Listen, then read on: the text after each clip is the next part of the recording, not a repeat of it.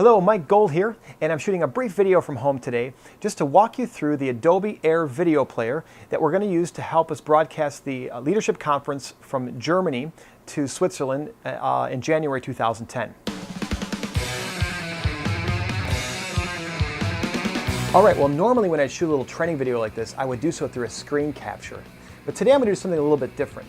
And that's because in Switzerland, we're going to be using this little Pro video player, Pro Flash player, through multiple devices. We'll have our primary decoding computer that's going to decode the H.264 video, and then that's going to connect to a secondary display, or in this case, I have an LCD monitor. In Switzerland, we'll be connecting to an external projector, and that's going to play back the video for the larger audience.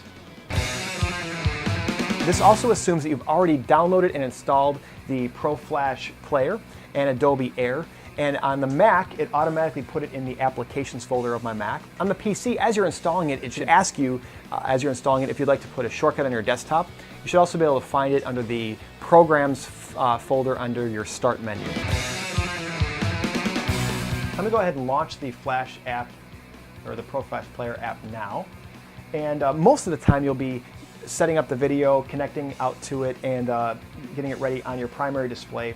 And you'll drag and drop it over to your secondary display when you're ready to go to full screen.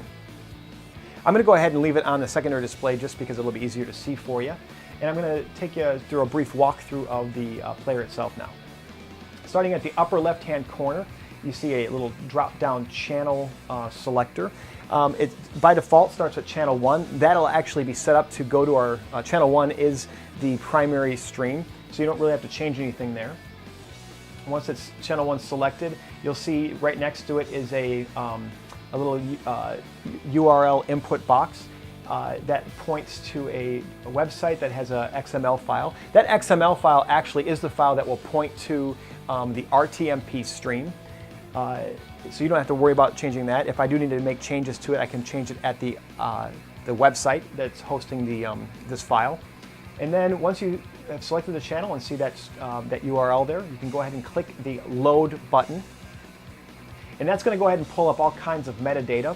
This metadata log has all kinds of information regarding the stream, the frame rate, aspect ratio, different things to help us troubleshoot and help us in case we have some problems seeing the video. And if we do need to put a manual link over to a on-demand file for playback, you can go ahead and click on the drop-down channel selector there, and I'm going to select manual entry.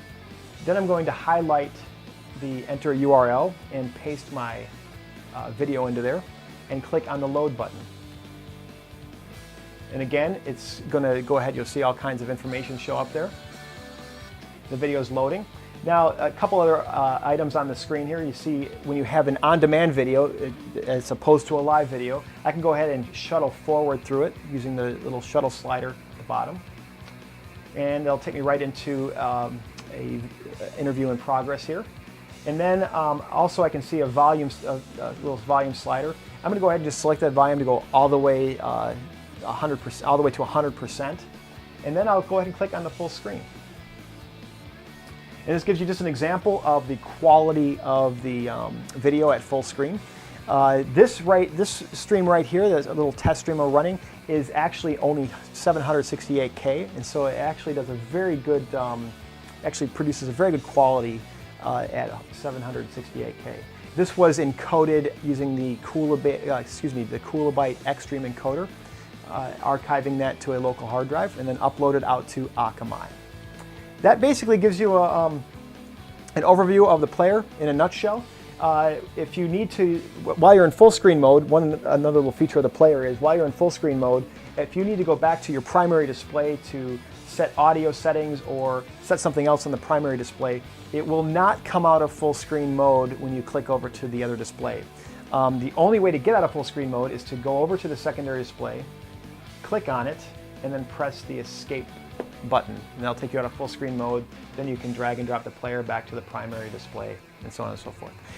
That's pretty much it. It's a very simple player, very lightweight, and hopefully it's going to give us a good quality video playback for our upcoming event between Germany and Switzerland 2010. Thanks for watching.